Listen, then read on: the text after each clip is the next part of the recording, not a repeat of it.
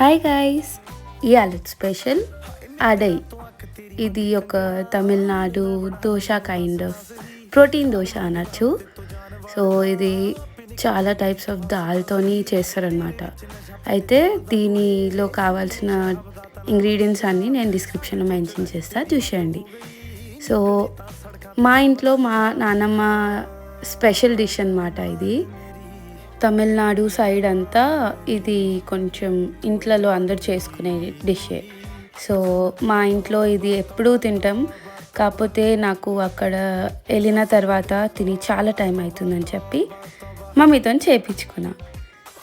చాలా మంచిగా అనిపించింది. ఇంకా దీనిలో స్పైసీగా ఉండేసరికి కొంచెం పెరుగుతోనైనా షుగర్తోనైనా దేంతోనైనా తినచ్చు, కావాలంటే పికిల్తో కూడా తినచ్చు. సో ఇది ఒక మంచి డిష్, మీరు కూడా ట్రై చేయండి. Okay, bye.